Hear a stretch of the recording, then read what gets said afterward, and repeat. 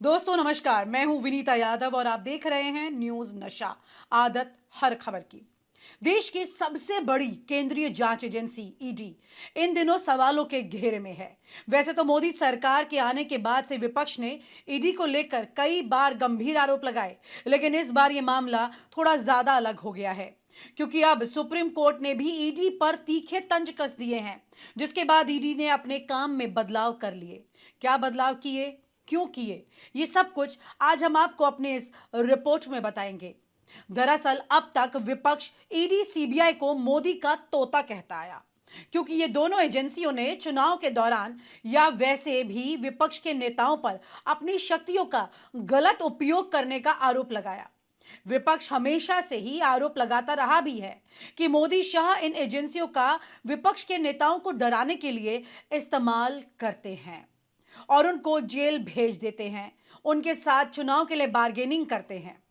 दरअसल भारतीय न्याय संहिता की धारा 61 यानी आईपीसी 120 बी को लेकर ईडी में अब एक नया आदेश जारी हो गया है।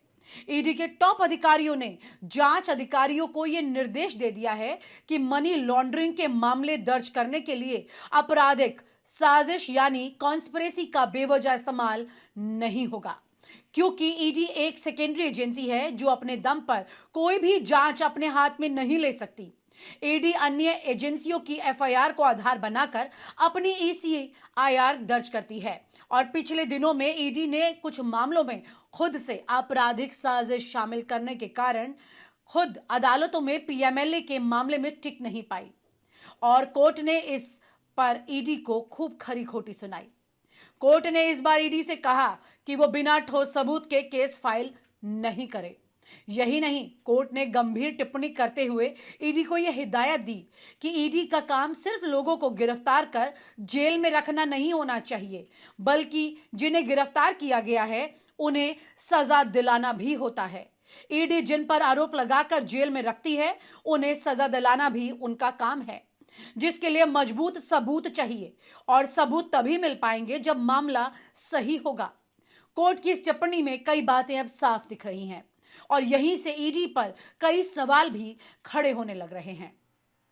दरअसल ईडी पर कई बार आरोप लगे हैं कि ईडी आनन फानन में किसी पर भी सिर्फ शक के बिना पर मामला दर्ज कर लेती है और शक के आधार पर गिरफ्तारी भी कर लेती है और पीएमएलए कानून इतना सख्त होता है कि जो पीड़ित होता है उस पर ही जिम्मेदारी होती है कि वो अपनी बेगुनाही को साबित करे या फिर वो जेल चला जाए।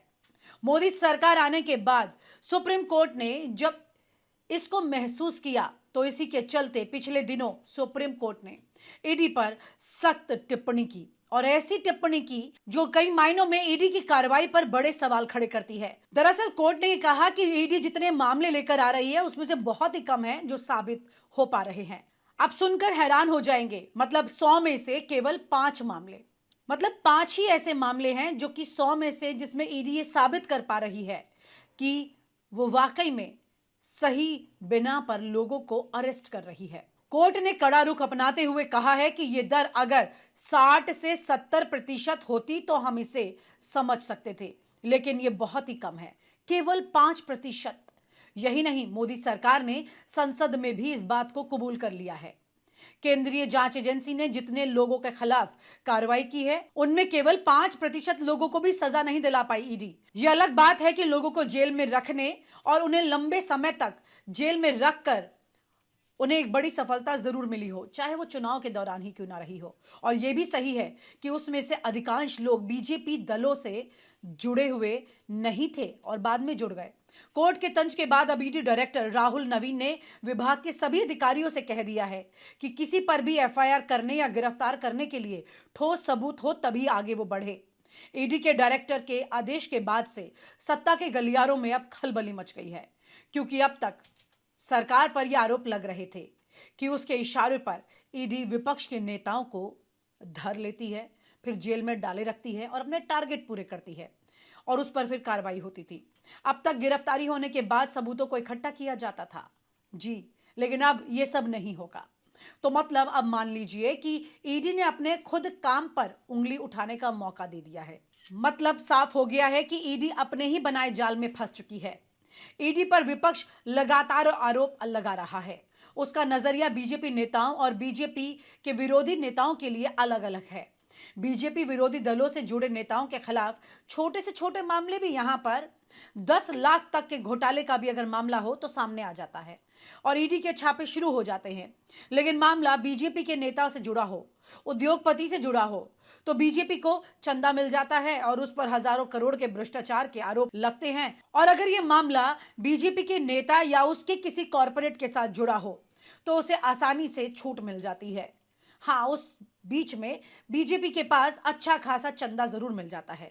हाल ही में ईडी ने आम आदमी पार्टी के संयोजक अरविंद केजरीवाल और झारखंड के मुख्यमंत्री हेमंत सोरेन और उसके अलावा भी कई नेताओं को धर लिया था, लेकिन वो अपना जितना भी उस पर आरोप था उसे साबित नहीं कर पाई कोर्ट में। यहाँ पर मनीष सिसोदिया को भी अरेस्ट किया गया, संजय सिंह को भी अरेस्ट किया गया और बाद में सबको जमानत मिल गई। इसके अलावा आरजेडी के नेता तेजस्वी यादव, तमिलनाडु के सीएम एम.के. स्टालिन, छत्तीसगढ़ के पूर्व सीएम भूपेश बघेल और राजस्थान के पूर्व सीएम अशोक गहलोत के बेटे वैभव गहलोत, टीएमसी सांसद अभिषेक बनर्जी, इन तमाम विपक्षी नेताओं से ईडी के निशाने पर ये तमाम आ चुके हैं। ईडी इनसे पूछताछ कर चुकी है और उसके अलावा भी बहुत कुछ ऐसा हुआ है जो कि हैरान करने वाला था। ईडी ने सबको परेशान तो किया, लेकिन अब ईडी खुद परेशानी में पड़ गई है क्योंकि ईडी अपनी शक्तियों का गलत इस्तेमाल जो कर रही है और शायद यही कारण है कि सुप्रीम कोर्ट विपक्ष के नेताओं के खिलाफ ईडी की तरफ से पेश किए जाने वाले सबूतों पर अब उंगली उठा रहा है। कई बड़े नेताओं की जमानत के बाद ईडी बैकफुट पर दिख रही है और शायद इसी को लेकर ईडी ने अपनी नीति में बदलाव कर लिए है, क्योंकि अगर ऐसे ही चलता रहा तो रोजाना कोर्ट से डांट खाते हुए ईडी दिखाई देगी। कई हाई प्रोफाइल मनी लॉन्ड्रिंग मामलों में जिस तरह से कोर्ट में ईडी की बेइज्जती हुई, उसके बाद अब यहां पर ईडी ने फैसला कर लिया कि सिर्फ शक के आधार पर वो किसी को अरेस्ट नहीं करेगा, बकायदा उसकी जांच करेगा, फिर गिरफ्तारी होगी, जिसके आधार पर ऐसे मामले वो दर्ज करता रहा है जो कि मनी लॉन्ड्रिंग के मामले रहे। पीएमएलए कोर्ट में जाकर वहां पर ये मामले धराशायी होते चले गए। दरअसल ईडी को 2 मामलों में बड़ा झटका लगा है, जिसमें एक मामला है कर्नाटक के deputy CM DK Shivakumar से जुड़ा, जो मार्च 2024 में सुप्रीम कोर्ट ने कर्नाटक के डिप्टी सीएम के खिलाफ ईडी के पीएमएलए मामले को रद्द कर दिया, क्योंकि ईडी का पीएमएलए मामला 2018 के आईटी के निष्कर्ष पर आधारित था। ईडी ने आईपीसी की धारा 120 जोड़कर पीएमएलए का मामला दर्ज कर लिया था। डीके शिव कुमार को सितंबर 2019 में गिरफ्तार किया गया था। वहीं दूसरा मामला अप्रैल 2024 का है, जब सुप्रीम कोर्ट में अनिल टुटेजा और उनके बेटे यश टुटेजा के खिलाफ पीएमएलए मामले को ये कहते हुए रद्द कर दिया गया था कि कथित छत्तीसगढ़ शराब घोटाले में कोई अपराध की आय नहीं है, जिसके बाद फिर से ईडी ने छत्तीसगढ़ में एक नई एफआईआर दर्ज की और टुटेजा को फिर से गिरफ्तार किया। छत्तीसगढ़ एसीबी टुटेजा से पूछताछ कर रही थी कि तभी ईडी ने उन्हें समन भेजकर गिरफ्तार कर लिया। इन दोनों ही मामलों में ईडी ने पीएमएलए के साथ बीएनएस की धारा 61 का इस्तेमाल किया था, लेकिन कोर्ट में ईडी इनके खिलाफ आपराधिक साजिश रचने जैसे आरोप साबित नहीं कर पाई। ठीक इसी तरह दिल्ली आबकारी घोटाले में पूर्व मुख्यमंत्री अरविंद केजरीवाल को भी चुनाव से पहले गिरफ्तार किया गया। डिप्टी सीएम मनीष सिसोदिया को गिरफ्तार किया गया। ज्यादातर आरोपियों पर बीएनएस 61 जो पहले 120 भी था, इसका इस्तेमाल किया गया, लेकिन जमानत के विरोध के समय जांच एजेंसी इसे साबित नहीं कर पाई और आबकारी घोटाले में जेल में बंद लगभग सभी आरोपियों को सुप्रीम कोर्ट से जमानत मिल गई। इस तरह से लगातार भद पिटवाने के बाद से ईडी अब सजग हुई है।